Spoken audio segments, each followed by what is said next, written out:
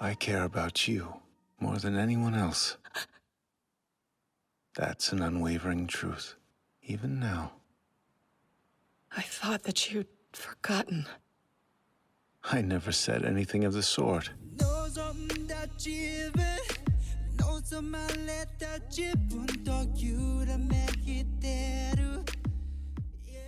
Greetings once again, my friends, and welcome back to Geek News Anime Night, where we take a particular season of anime, and we go episode by episode and give you guys our thoughts on them. I am your host, Adam Mickelson, aka Drek. I hope everybody's having an awesome day while you're listening to this. And joining me is my lovely wife, Andrea. Andrea, is it warm enough yet? No, I'm not going to ask that anymore.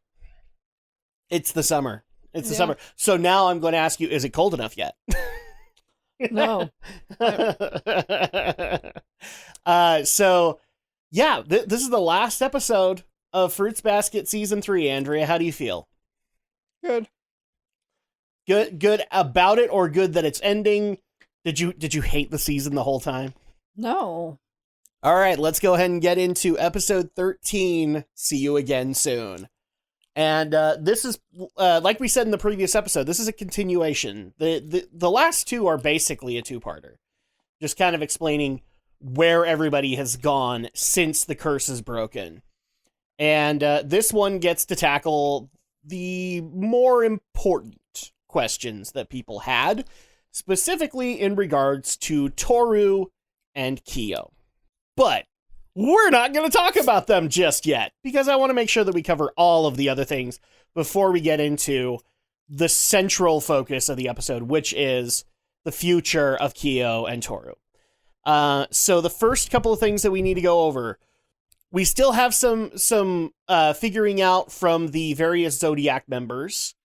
In fact, somebody did correct me that the Kagura Ritsu scene actually happens in this episode. Where Ritsu is giving Kagura his dresses, and it sounds like he is very much in love with Shigere's publisher. And because of this discussion, we also find out another interesting fact: Shigere has retired as a writer. I bet the publisher is very grateful. That seems to be the hinting, yes. But it's kind of abrupt, like he just kind of drops writing altogether, and in turn, basically what we find out is that he commits himself fully to Akito. And in fact, we get to see, I guess they were going to go on a trip or something, or something to that extent, and we actually get to see Akito in a dress. Like you barely recognize her from the character that we've seen this whole series. You remember that, right? Like, she was in that sundress, she had the sun hat on, and Oh, yeah. She didn't look like Akito anymore. And so at that point, you got to see Shigure and her having a good life together. And the next thing that we get is Uotani, who I guess is getting ready to move out of her dad's place and move in with Kurino, who is also moving out of the Soma estate. And they didn't explain where they're going, but they did say pretty far away. So at that point, they're going to go and live their life together, which is not enough, in my opinion. I actually would have liked to have seen like where they're going and what they're gonna do with their lives. But basically, Kurino's just leaving because he doesn't think he can make anything better for Akito by staying there. And Uotani said she'll follow him wherever he goes. So at that point, yeah, they're going somewhere far away. We don't know where. In a galaxy far, far away. I'm yes, sure. exactly. Because space travel is a thing in the universe of Fruits Basket. Where we do know somebody is going is Yuki. Has decided that he is going to attend a university that is fairly far away from the town. And actually, Machi is going to be staying where she's living. So we actually get to see him give her a key to his apartment. That's a responsibility right there. Mm-hmm. Now, Yuki, make sure not to have any socks hanging on the door. Don't be dating any sexy co-eds just because you can. because Machi could come in unannounced and boom, you're screwed.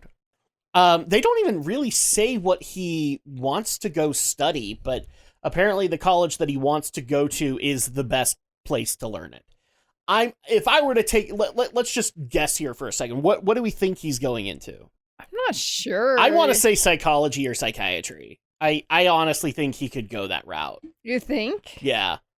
Because I couldn't really picture, Given that he's so thankful to what Tohru did for him, and he was very thankful to be that way for Machi, I think he would go that direction.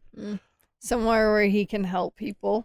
Well, he's going to the school because it's the best place to learn it. So then at that point, he could come back to town and open up a practice, and that's fine. What's your guess? I don't know. I couldn't even think of what kind of stuff he kind of focused on when he was living. They didn't really explain it, like, because he had the secret garden, so maybe like a botany degree, but I kind of think, like, since Tohru kind of shaped a lot of his latter life, he would forever be thankful for that, and therefore would want to do that for other people.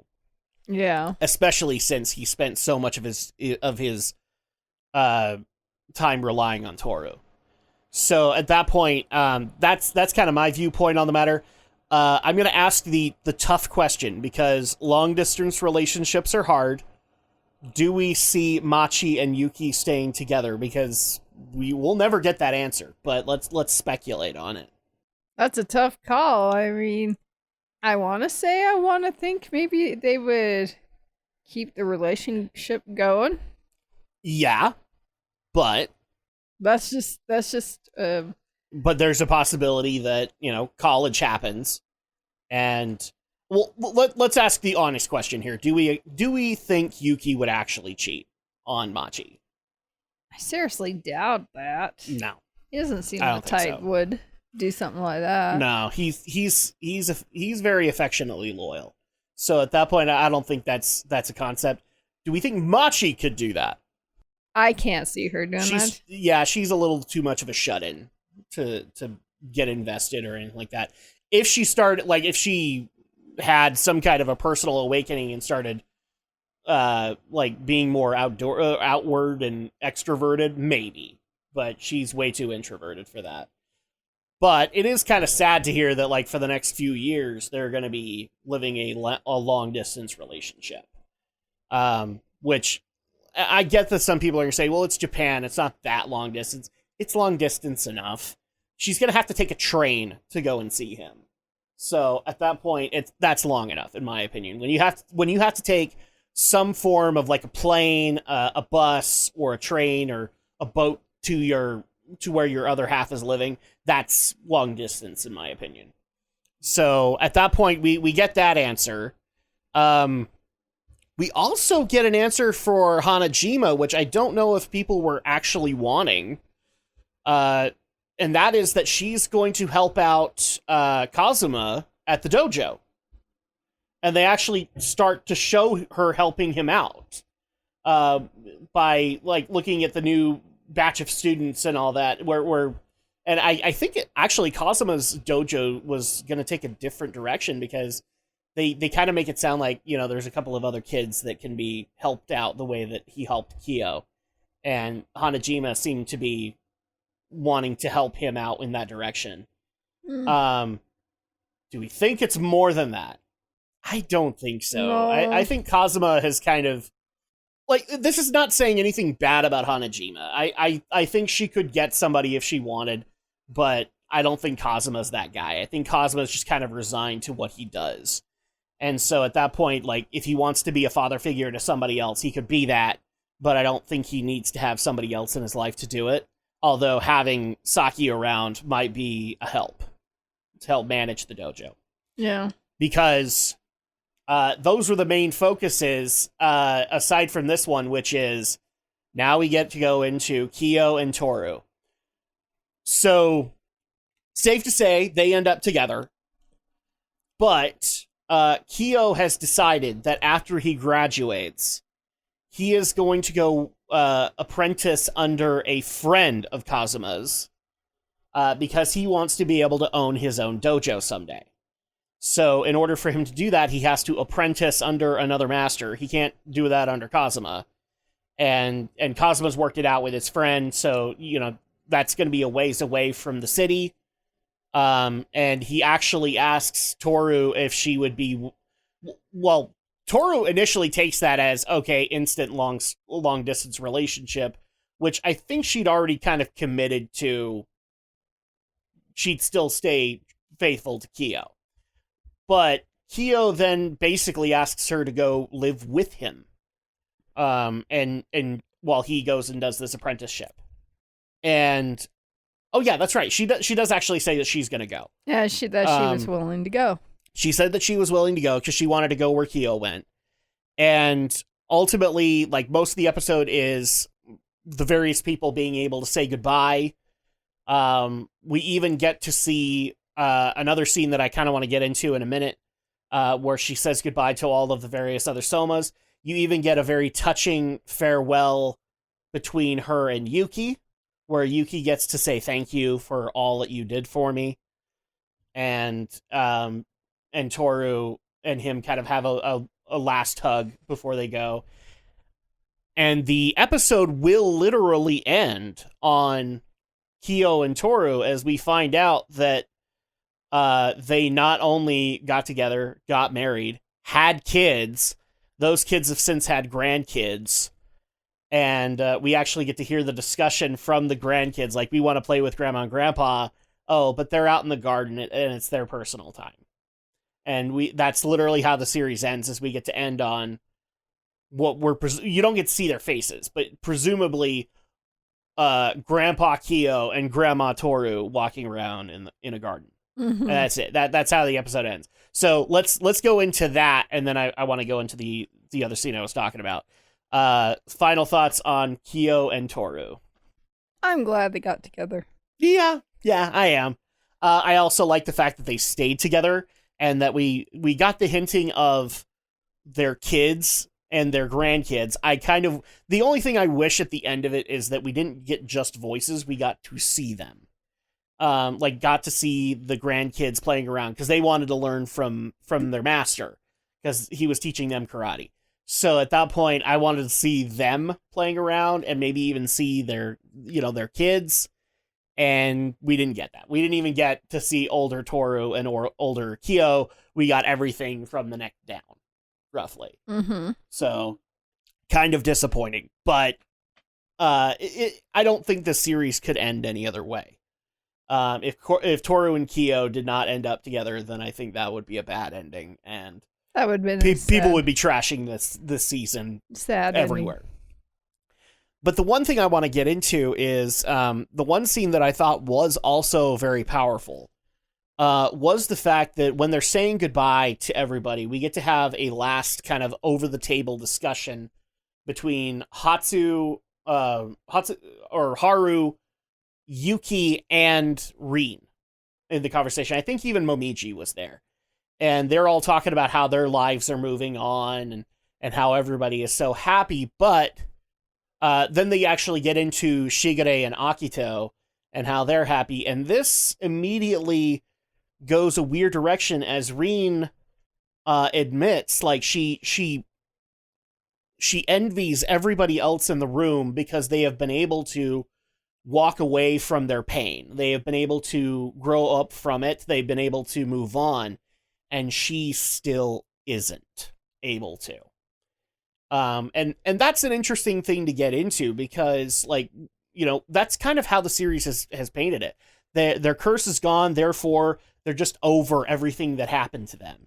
But I kind of like the fact that they showed Rin the way she was, because it's not like it's going to be magic paintbrush and all the pain goes away. And when you consider all the things that happened to Rin, there would still be stuff to deal with there. So I'm kind of glad that they had that moment and that it was still shown to be that for some of them, it was going to be a harder road. And here's the thing, that's fine. Because you're not left with a sense of, oh, well, things are never going to be the same for Rin. You still have that optimism because her and Haru are together. And so you know that Haru can help her through it. Yeah, what did you think about that scene? About With Rin, like saying she can't get over what Akito did to her, and she envies all of the others because they can. Well, that's kind of expected, especially what she had to deal with as opposed to the others. Yeah, we don't know every single detail of what they did to everybody. I mean, for example, we don't see what Akito did to Ritsu. We don't see what Akito did to Kagura. We don't see what Akito even did to Kisa. But we do have, like, a few examples of what Akito was doing to other people. And compared to all of those, I think we're in the same boat. Rin's probably the worst. Because it wasn't just Akito, it was her parents as well. She basically got disowned by her family and now has to live with that. And so at that point, I do like the fact that, they didn't go and they all lived happily ever after, because in Rin's case, it probably wouldn't make sense.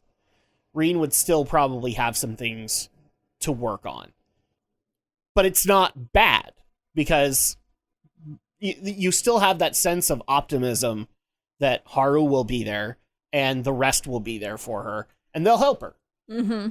Like, do we honestly think that Tohru immediately, as soon as she hears about this, wouldn't take a train and immediately come and see Rin and help her out? Absolutely not. Like, she'd totally do it, and she'd explain it to Kyo, and Kyo would be like, yeah, go. Like, she needs you, she needs us right now. I think even Kyo would go. So at that point, I do like the fact that they said, well, it's not just they all lived happily ever after. It's, there's still stuff to get over, but that they'll get over it, kind of thing. Yeah. And I also like this in the concept because then you have things like Yuki's long distance relationship, which can create problems.